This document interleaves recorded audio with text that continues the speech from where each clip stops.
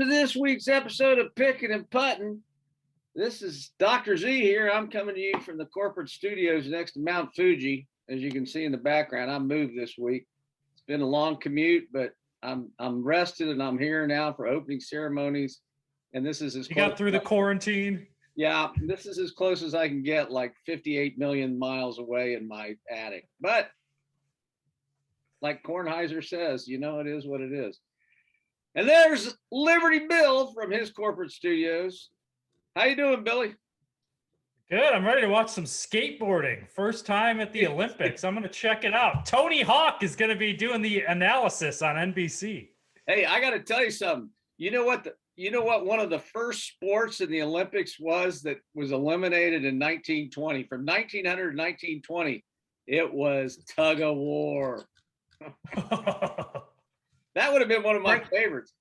Bring it back. Yeah, well, if they had an alligator pond or something.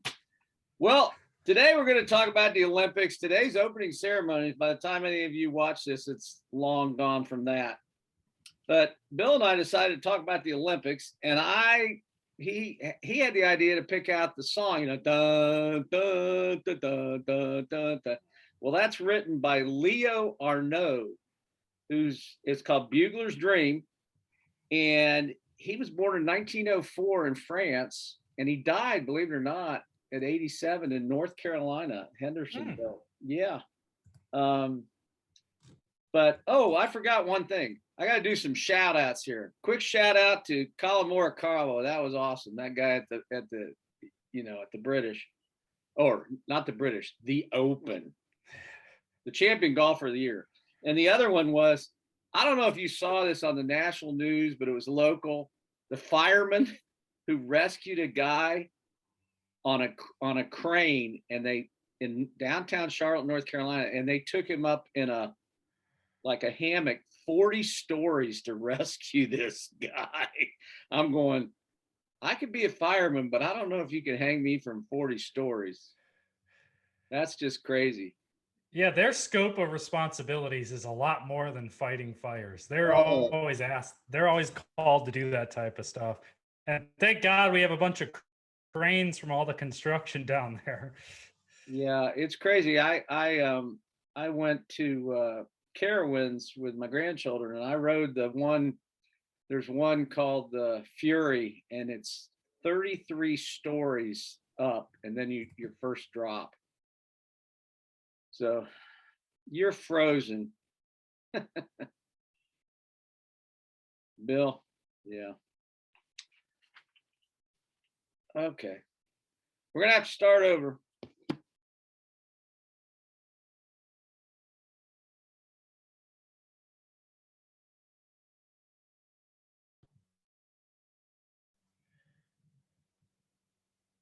Oh, there we go. Yeah. Are you there? I don't know. You keep freezing. Yeah.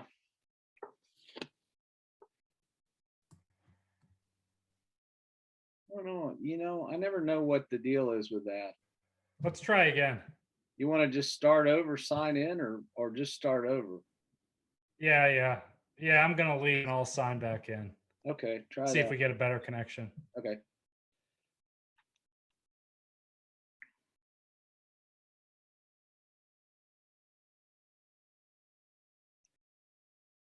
Chris, when you get to this is take 2.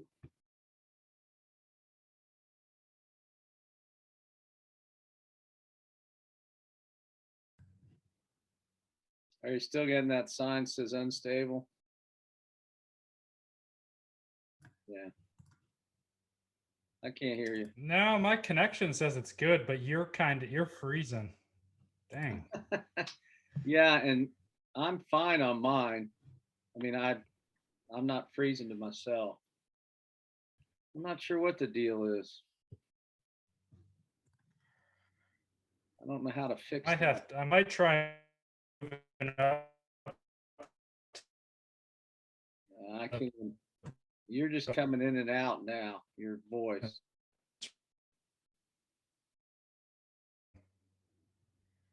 Are you in a different room?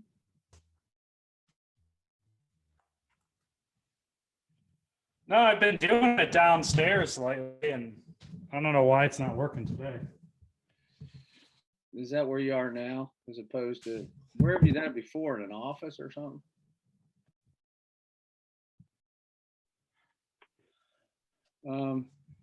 But I'll try the bonus room because that's where the internet is. Oh, well, then maybe that's, you might have to get some. Oh yeah, now I don't know. It's being weird today.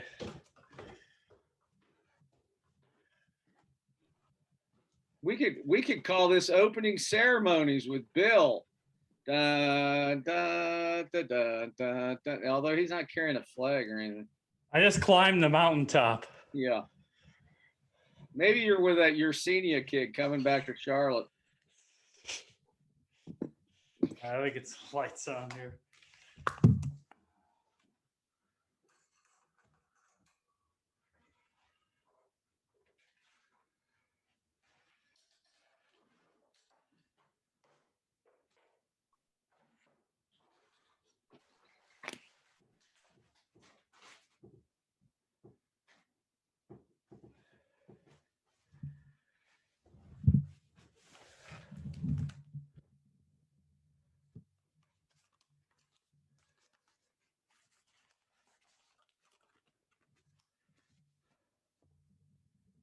Okay. Okay, you better? Yeah, this will work. Yeah, I don't know. Is this where you've done it for him before? No, I mean, I started doing it in the office originally, but then the last like 10 I've done downstairs. Yeah. Well, this seems to be good now. Yeah. Oh, I'm whirling now. Okay. Okay, we'll start over. Let's see. Okay, everybody, welcome to this week's episode of Picking and Putting. Dr. Z here from the corporate studios at Mount Fuji's base. Actually, I couldn't get in, so I'm actually in my attic, but it looks like I'm at Mount Fuji. And I'm here with Liberty Bill, who's moved his studios to his attic office. And we're here this week. We're going to talk about the Olympics. How you doing, Liberty? I'm excited, man. We got skateboarding, we got badminton, we got all sorts of fun stuff coming Yeah, up. I'm actually excited about skateboarding. That, yeah, by the way, from 1900 to 1920, tug of war was one of the sports. If they'd have pulled it over an alligator pond, that might have been pretty cool. Of course, if you get your leg bitten off, I don't know that wins a gold medal or anything. So who knows? You know who would have dominated in tug of war? Andre the Giant. Yeah, that would have been awesome. Yeah. Well, I got two shout outs this week. One is to Colin Morikawa, because I heard he said the reason he won is he ate a hamburger every day. Made himself feel at home. The other one was a shout out to, there's a fireman in Charlotte, North Carolina, who went up from a crane hanging on a cot 40 stories and came down in midair with this rescue. And I'm going, those firemen, they ain't just fighting fires, they're doing some crazy stuff. That just, I just have never seen that. It's incredible. Yeah, that's incredible. I was telling you, I went up on top of this Carowinds, is this amusement park in Charlotte, and they have a 32-story roller coaster that you go to the peak and go down, called Fury. And I rode it with one of my grandkids. And I want to tell you, when you get to the top of that, you do a dead drop. My eyes were closed, and there are a lot of 4-letter words coming out. But I did it. It was good. You made it. Cool. Yeah, I got to shout out Giannis Antetokounmpo. Stayed with Milwaukee 8 years. And I'd forgotten about this story. But when he first got there as a rookie, he was sending all his money back to Greece via Western Union. So his credit cards weren't working. He had no money. He's jogging down the Milwaukee streets in 40-degree cold trying to get to practice. And a young couple sees him in their tiny Honda Fit He climbs in, thanks him 10 times for giving him a ride to practice. And now here we are 8 years later. He's indisputably the best basketball player in the world. And they're set up for some success up there. And what a party they had with that whole Deer Center going on outside. And now you look at them, if Aaron Rodgers comes back and the Brewers, that could be Titletown USA up there in Milwaukee. Well, he's changed the concept of the super team, which is good for the small markets. Exactly. It's like Charlotte with LaMelo Ball. Maybe these kids will look at it differently. As my wife used to say, grow where you're planted. And maybe they'll, because the money's not the issue. It's correct. Once they've signed one contract, they're set for life. It's titles, and marketing wise, you go to LA, you'll just there's a lot going on in LA, but Milwaukee, Charlotte, you could be the man. I mean, you could have statues built for you. Oh, well, think of Kawhi in Toronto for the rest of his life. He can go to Canada and he's a hero. It don't matter. It don't matter. One title, that's good enough for us, folks. We'll take it and run with it.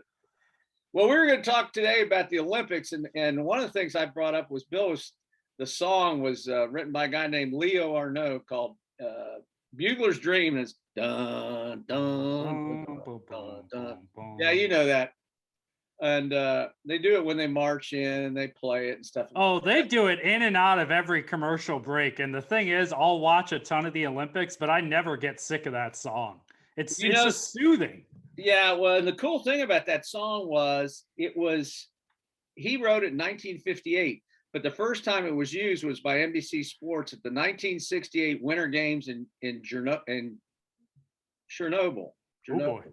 I think Grenoble, not Chernobyl. Yeah. Grenoble. Those are. I was going to say, not to be confused with the power plant accident that destroyed communism. That could have been that guy falling off the ski jump. I don't remember. They used the Wide World of Sports opening picture. That was one. I forget that guy's name.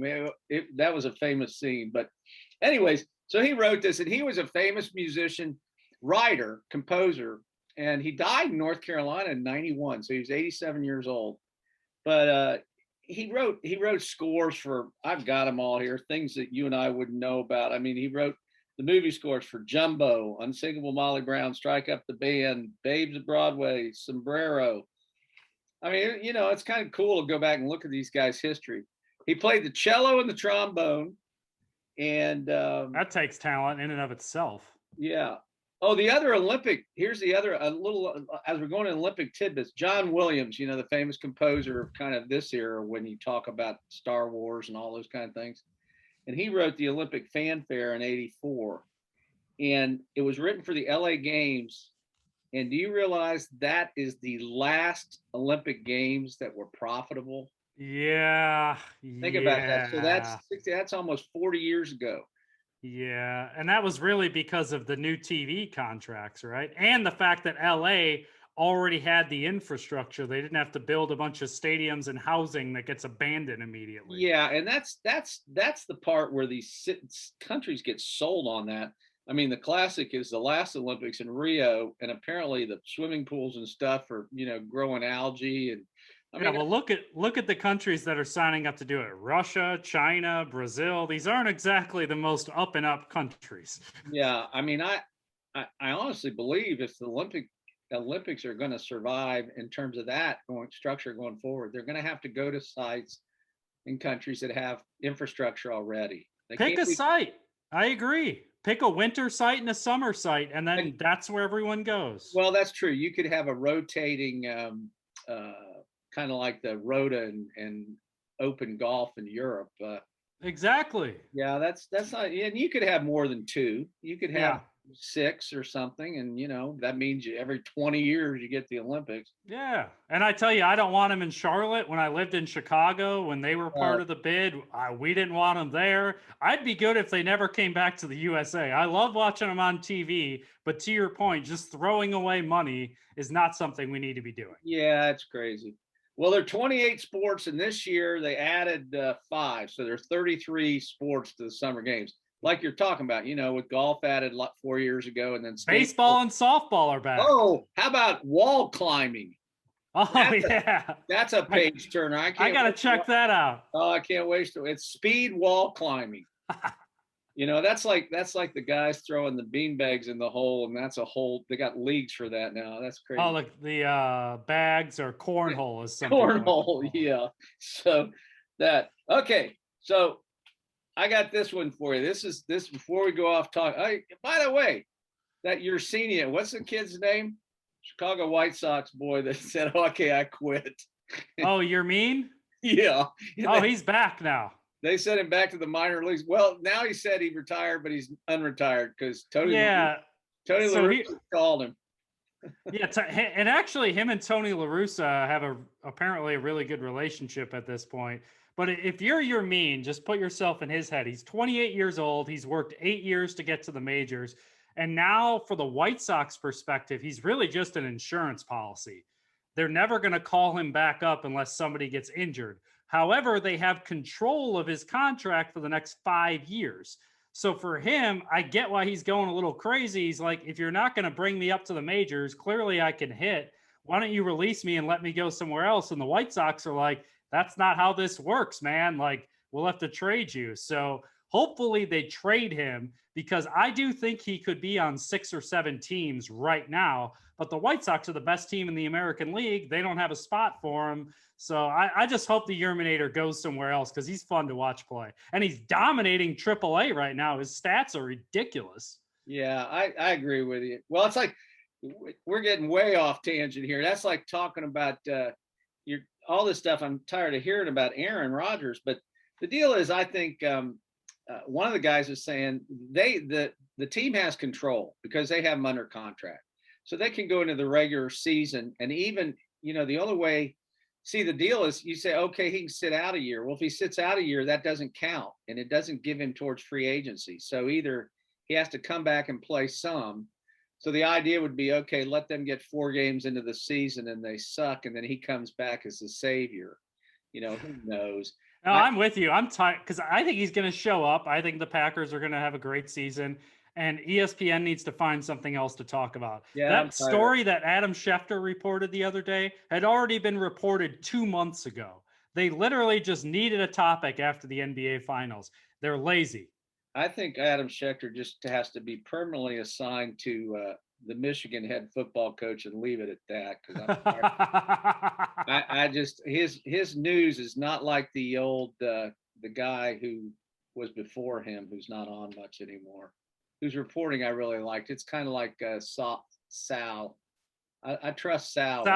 Well, the modern day access reporters, your Schefters, your Rappaports in baseball, your Jeff Passan, Buster Olney, to get that access, they're basically mouthpieces for the teams. They're not objective journalists. Yeah. Like back in the day, they used to be objective journalists, Chris Mortensen, stuff. But now, to get that access, you have to report what they want you to report. Yeah. And you got to filter that out, because it's basically team PR.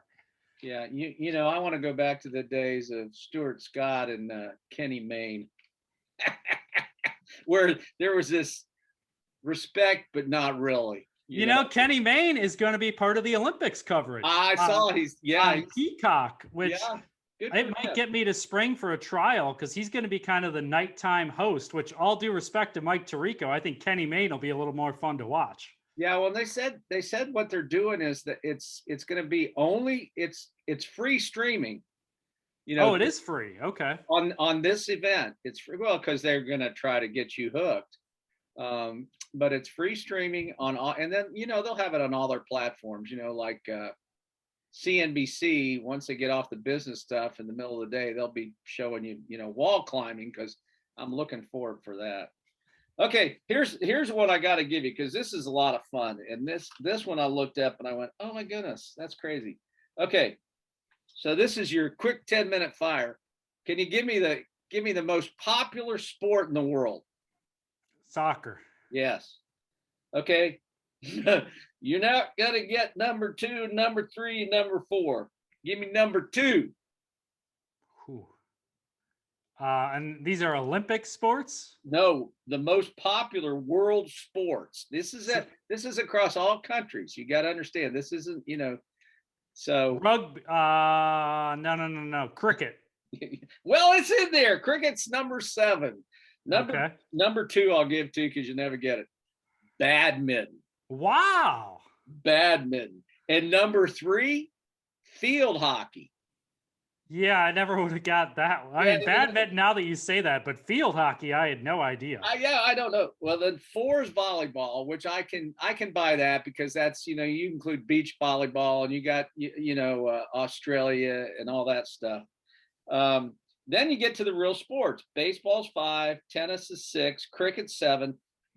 Now this one makes sense. Baseball's 9, golf's 10, number 8. Now just think about this. What would you say if I said China? Gymnastics. Table tennis. But oh yeah. Gymnastics is a good one. That What about fencing? I love watching fencing. Every 4 years you sit down, you watch some fencing. No, they don't have that, but you know what they did have that they should bring back is croquet. They didn't have that one, but there was some other little tidbit, but I put it aside. I can't find it. Anyways, yeah, it's a lot of fun to watch. There's certain things that I always, like you said, you never watch track and field except at the Olympics. I mean, I love watching pole vault. The saddest part I heard was, and I was listening to PTI yesterday, I guess, and they were saying, what's different with the Olympics this year because of the way the world has been the last year. You used to know who Usain Bolt was, and watching the hunt. Do you know who anybody is? Well, so Usain Bolt is like a generational sprinter. I mean, I know Allison Felix for USA, and actually, I was looking at the gambling odds last night. This USA track and field men's and women's team is probably the best we've seen in 30 years. So they could really clean up some medals. And I forget the guy's name now, of course, but there is a new Michael Phelps. There is a new male swimmer that's supposed to dominate. Katie Ledecky is still back. That's the women's swimmer. And then obviously the greatest of all time, Simone Biles, who's busting out some new move on the vault. So between the male swimmer, Ledecky, Simone, and this basketball is also going to be incredible. Sunday morning at 8 a.m., wake up, Rudy Gobert in France, and how the basketball rules are different. In the NBA, you can't just have your big man park it in the paint. They call defensive 3 seconds. Well, in Euroball, Rudy Gobert is literally going to stand by the hoop and dare USA to come at him for 40 minutes. And that will be fun to watch, seeing what Kevin Durant and the guys can do. So I think there's no Usain Bolt, but I think there's plenty of talent, especially on the American side, to get people fired up at home. Well, I already saw the U.S. women's soccer team lost already. Yeah, there's more parity than ever. In basketball, when you look at it, I mean, Luka Doncic is playing. USA's the favorite, but it's no guaranteed thing that they're going to win. No, I think basketball and women's soccer. Everyone's caught up. Yes. And that's a good thing. It really is. That's the thing. People don't want to say it, but the rest of the world wants to see USA women's soccer and men's basketball not win the gold, because then it makes it even more exciting. Yeah. We had this discussion, I guess, maybe it was you and me or somebody, about professional versus college athletes. And there's some sports where I want to see that competition because the hammer throw, I don't need to see a professional hammer thrower if I knew what that was anyway. But, basketball is hard. I mean, now that the other countries, the Europeans and stuff the West Africa teams, I mean, that there's Nigeria has 7 NBA players on it. Nigeria. Yeah. So now that there's some parity that way, that's cool. I mean, I'm fine with that. I went back. This was crazy. They were showing they said the greatest game ever played, and it was the inner squad game with the dream team, and they named the 5 players on each team playing each other, and it was crazy. It was 10 guys playing each other are all in the top 20 players of all time almost. The only one missing was probably Isaiah. They didn't let Isaiah. Michael didn't let Isaiah on the team. Well, Oscar Robertson and Wilt. That was about all they were missing, you know. Well, and to your point, I think people forget about that. That 92 Dream Team was a perfect confluence of time where you still had Bird and Magic, and then you had Michael, the greatest player ever. So Yeah. it was really a unique point in time. And I'm sure you could go back and find some other points, maybe earlier when Bird, Magic, and Michael first came on the scene, and you still had Oscar and some other guys. But that was a really unique situation where you had some of the best players of all time kind of bridge eras. Yeah, and the Olympics was opening itself up to having professional sports. Yep. I mean, the same thing went with the NHL and hockey in the Winter Olympics. You know, bringing those guys in changed the dynamics. After that, all happened after the Miracle on Ice in 1980. You know, that was the last time you had a.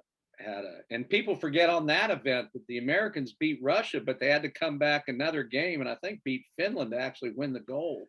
Yes. Yeah, that is conveniently forgotten about. Conveniently forgotten. I remember watching that. And here was the other thing about that kind of stuff. Back then, when I was younger, when I was your age, the Olympics were shown on, even if they were in the US, they were shown on tape delay. But we didn't know the results. Well, that's the problem. That's the problem. Now Yeah. you can look on your phone right now and find out who won the 100 meter, and you'll see it at 5 o'clock tonight. And that steals the, especially when it's halfway around the world, you know. Yeah, that's where if I know I'm going to sit down and watch an event, I'll ignore Twitter, turn off my notifications. But at least on the East Coast, like I said, Sunday morning, 8 a.m., we get basketball live. I think the opening ceremonies are happening. We're recording this Friday morning. I think they're happening right now. Yeah, they came on at 7 a.m. In the east of the United States today. So, do you know what the 5 rings stand for? Oh, no, that's a good one. I should. Yeah, you should. It's the 5 continents interlinked. For, you know, the only hooker is North and South America, Europe, Asia, and the 5th continent is called Oceania, and that includes, you know, Australia, New Zealand, South Pacific. What about like Antarctica and Greenland? I don't know what they call. Well, Antarctica hasn't fielded many good teams in the Summer Olympics. I mean, I think they're right up there with Jamaica in the Winter Olympics. You know, cool runnings. I'm glad you brought that up because my wife and I were talking about movies from the 90s and how it sparked sports fandom. Cool Runnings got me into bobsledding in the Winter Olympics. Oh. And you think about baseball movies, you had Rookie of the Year, Wrigley Field, you had The Sandlot, you had Little Big League. So I'm challenging movie makers, you know, Space Jam 2, set that aside. We need some exciting movies for kids that get them into sports. And I'm just going to throw this out there. How about you have a woman, a young girl, be the lead actress instead of a guy? So here you go, movie creators. There's your content, and my son needs it to get into sports. So go get. And Angels in the Outfield. That's another one from the 90s. Well, just to think of this, yesterday I was playing with a buddy, playing some golf, and he hit a ball off the tee just sideways, and this one brought it to my head. I go, just a bit outside. and then they play and what's this Wild Thing. And Charlie Sheen comes out of the outfield to be the reliever. That's one of my favorite scenes of all time. It's a comedy. It's nonstop laughs. And what's his name's in center field, pounding drums, saying, "You stink." Randy Quaid. Yeah. I mean, yeah, those are great sports movies. I don't know. We need another generation of them. It's just everything's too serious, or like, I don't know, but we're missing the kind of feel-good Americana sports movies. We need some of those. Yeah, it always takes a great comedian to come along, like a Chris Farley or John Candy or our fellow that's around now, the big tall guy that's made all the, he'll make about 6, 8 movies in a row, and then he kind of, who's the guy I'm talking about now who's made every movie? He did, NASCAR, and he did ice skating. Oh, Will Ferrell. Yeah, Will Ferrell. Yeah, you could put him in kids' movies. Absolutely. I mean, there's plenty of talent out there. The movie makers need to prioritize this. We need sports movies for kids that I can enjoy too. Well, maybe we can get Peppa Pig to star in one. I did read in the Wall Street Journal where they say that the American parents are realizing all their kids under 5 are coming home and they now have a British accent and they go, "Mama," and I forget, bonkers, and all these things that are British phrases, and they sound like they're Brits. So for all you Britons out there, that's a cool thing. I just, I already got a good 40 minutes of Peppa Pig in this morning before we went off to school, so I'm well aware of that phenomenon. I like Peppa. I mean, Daddy, it is a good show. It's got a good message to it. Yeah. Shout out to Mr. Potato. Yeah, that's my favorite character. Yeah, Mr. Potato. Hey, we've gone off the rails here, folks, but that's okay. That's how we go. I got one story we got to talk about. So I had some quotes at the end when we were going to finish, but this is one of the great ones. They talk about the Olympics and training and how you get ready for the Olympics. And I watched a little video the other day. I was, surfing through the phone, and it was John Wooden. And the guy said, "Well, Coach, tell us about how you started every season, your first sit down with a team before practice ever started." He said, "You talking about the socks, right?" And he goes, "Yeah." And so Wooden says, "Yeah, I would get all the players. I'd sit them down those metal chairs in the gym, and I'd say, 'I'm going to teach you guys how to put on your socks and shoes.'" Wow. And they would go, "What?"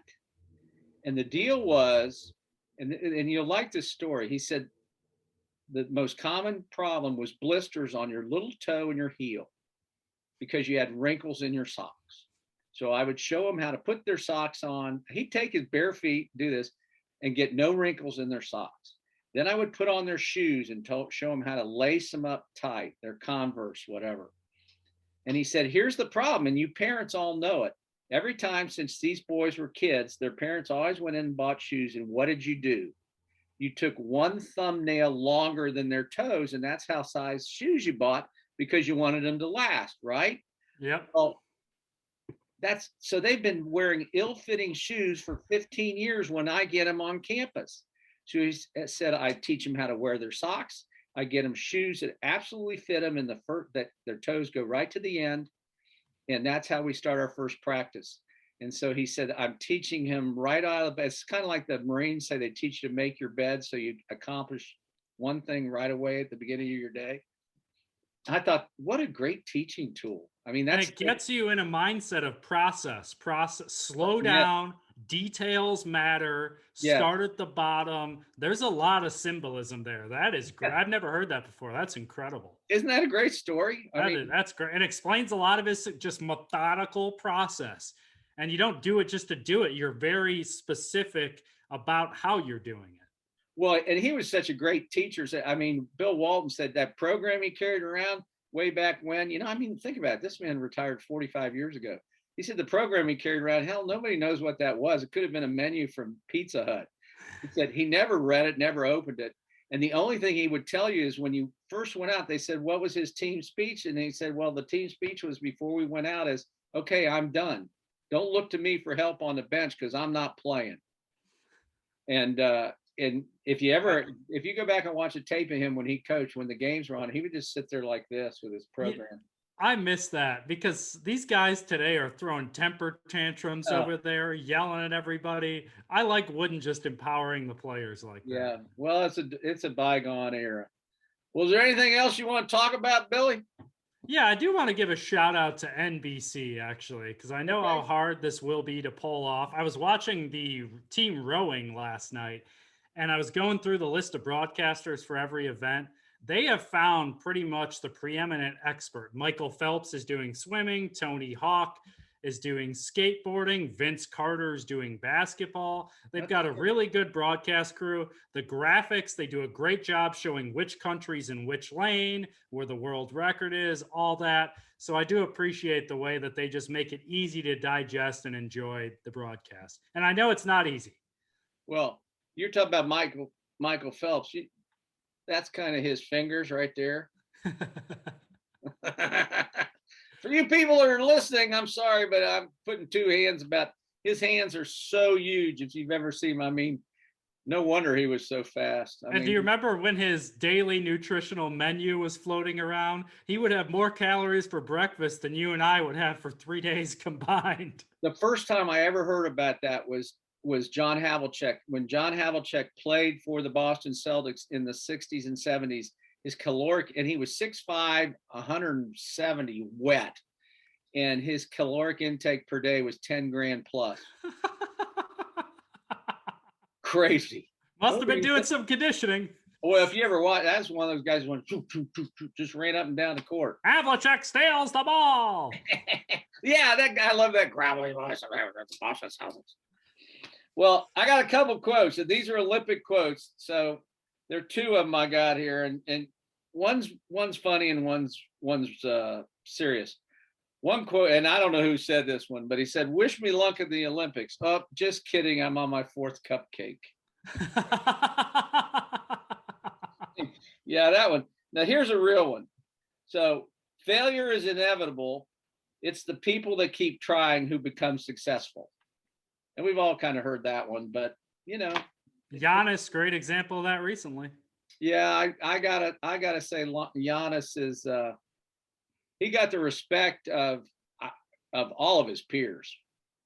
I mean, because look, you've got the guys in LA and the guys in Brooklyn, and they all went to try to do what LeBron did in Miami, and then it pulled back, and what they did in Golden State, and he did it. He did. They did, and empower the team empowered him. They went out and got Middleton. They went out and got the players. Yep, they got Holiday. And the other thing Giannis did is he was deferential. When they needed a bucket in the fourth quarter, Giannis is not a jump shooter. Chris Middleton got that bucket. So Right. for Giannis to have the humility to defer in those moments, but still drop 50 points, 14 rebounds, 5 blocks, and a closeout game, it's just an incredible story. And to your point, I hope we see more of it. Well, stay with the team that drafted, build the team that way. If we could have that in Charlotte with LaMelo Ball, they would build a statue. They would name a street after him. Well, here was the other part about that was kind of fun to see for an old guy is I was glad to see somebody go back to not small ball. In other words, when you take all the both teams, the numbers game and stuff, you had a big man who turned the tide. You have to have great shooting guards, but you don't have to have 5 of them. It's great to have a great big man and some Steph Curry's out there, no question. And both teams did not rely on the 3-point shot, which I'll admit, I get a little bored when you're watching two teams that just are firing up threes, and I get the analytics behind it. But to see Chris Paul, Devin Booker taking mid-range shots, DeAndre Ayton doing alley-oops, and then Giannis doing his thing, and also both teams played really good defense. So to see defense and more of the traditional basketball, again, I hope it's a sign of more things to come, that we're getting away from this 3-point only and kind of 3 superstar teaming up era. I hope we're moving forward. Yeah, I'd like to see some of that reflect in college basketball too. I don't know. I think college basketball's in trouble. But that's another conversation. Yeah, we'll have to get into that conversation the next time when we talk about college football and how the NCAA now is history. Texas and Oklahoma to the SEC. Bye, Mark Emmert.